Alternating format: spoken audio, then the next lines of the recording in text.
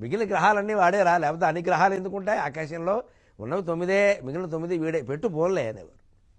ఏమైందంటే మనం లక్షలు సంపాదించుకుంటున్నామమ్మా. ఇవాళ సాఫ్ట్వేర్ ఉద్యోగాల ద్వారా లక్షలు సంపాదించుకుంటున్నాం. ఎందుకు రూపాయి బిళ్ళ పెట్టాలి అక్కడ? ప్రతి తమలపాకు మీద 10 రూపాయలు ఎందుకు పెట్టలేమండి కనీసం? ఆ పురోహితుడు సంతోషిస్తాడమ్మా, ఆయన ముఖం వెలుగుతుంది, పెట్టండి. అక్కడికి వచ్చేసరికి బేరాలు గీసేయడం, రూపాయి బిళ్ళలు పండి కట్టుకుని ఆంధ్రా బ్యాంక్కి వెళ్ళి తీసుకురావడం. మన యాజమాన్యాలు ఎందుక? మన మోటార్ సైకిళ్ళు ఎందుక? ఏదో హోటల్కి వెళ్ళి దంపతులు శనివారం నాడు హోటల్కి వెళ్ళి 2000 బిల్లు ఇస్తున్నారే, ఆ పీట మీద పెట్టిన ఆకులు, వాటి మీద పెట్టిన 10 రూపాయలు 20 రూపాయల నోట్లు అన్నీ పోగేసిన 200 300 మెంచవే. ఆ మాత్రం మనోజ్ఞంగా మధురంగా మన ఆచారాలు మనం పాటించలేమా? అక్కడ కక్కుర్తి పడాలా? పని కట్టుకుని రూపాయి బిళ్ళలు 2 రూపాయల బిళ్ళలు జీవితంలో ఎప్పుడు దొరకనవన్నీ పట్టుకురావాలా?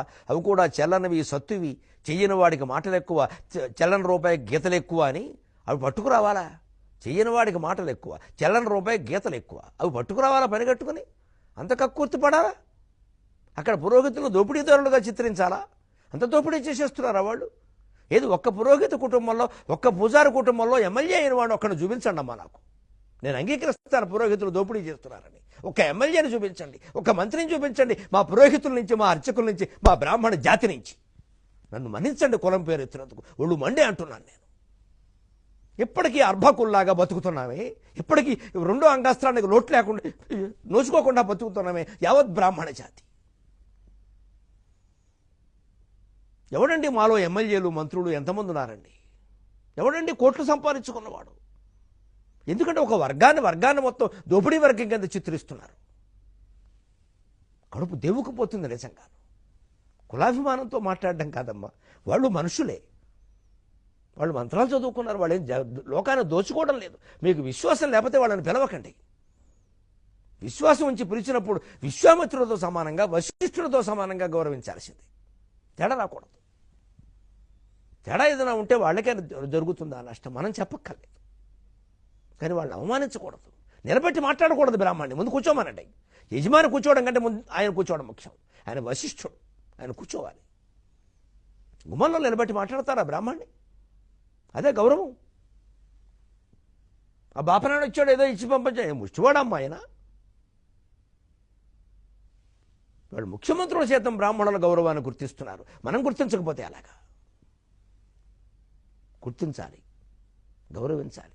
బ్రాహ్మణ భక్తియు, పరిహిత రక్తియు, నిర్మల మతియును, నీతి రతియు విరాట పర్వంలో చెబుతాడు. వాళ్ళని ఎందుకు కురుస్తాయంటే ఎక్కడ బ్రాహ్మణ భక్తి ఉంటుందో, ఎక్కడ పరహితం ఇతరులకు మేలు చేయడం మీద రక్తి ఉంటుందో, ఎక్కడ నిర్మల మతి, నిర్మలమైన మనస్సు ఉంటుందో, మనుషులకి నీతి యందు ఆసక్తి ఉంటుందో అక్కడ వానలు కురుస్తాయని చెప్పాడు. విరాట పర్వం పద్యాలు చెబితే వానలు కురుస్తాయని కాదు, ఇటువంటి మనుషులు ఉన్న చోట్ల వానలు కురుస్తాయి. బ్రాహ్మణ భక్తి, పరహిత రక్తి రెండు కలిపి చెప్పాడు తిక్కన గారు. వ్యాసుడు చెప్పిన మాట చెప్పాడు. ఆయన స్వార్థంతో తిక్కన బ్రాహ్మడు కాబట్టి చెప్పలేదు. భగవంతుడు యందు అచంచల విశ్వాసాన్ని కలిగిస్తున్నారు మన పురోహితులు, మన అర్చకులు. వాళ్ళు ఎలా గౌరవించాలి? మనం వాళ్ళని నిలబెట్టి ఎలా మాట్లాడతాం? అసలు వాళ్ళ ప్రవర్తనలో దోషం ఉంటే పరమేశ్వరుడు చూసుకుంటాడండి. కానీ ఆచార సంప్రదాయాలు ఎప్పటికీ అర్చకుల వల్ల, పురోహితుల వల్లే నిలబడుతున్నాయి. వాళ్ళలో లోపాల గురించి మనం చర్చించకూడదమ్మా. వాళ్ళని దైవస్వరూపంగా భావించి గౌరవించి పంపించాలి. తేడా ఉంటే అమ్మవారు చూసుకుంటే వాడికి ఉండే వాతలు వాడుకుంటాయి, వాడి కర్మ వాడిది. మనం ఎందుకు మాట్లాడాలి? అంచేత శిష్టుల్ని ఇష్టపడుతుంది అంటే ఆచార సంప్రదాయాలను గౌరవించే వాళ్ళనే అమ్మవారు ఇష్టపడుతుంది. అందుకు ఇవాళ ప్రధాన సాధనంగా ఉన్నారు పురోహిత వర్గం మొత్తం. వాళ్ళని గౌరవించి తీరాల్సిందే.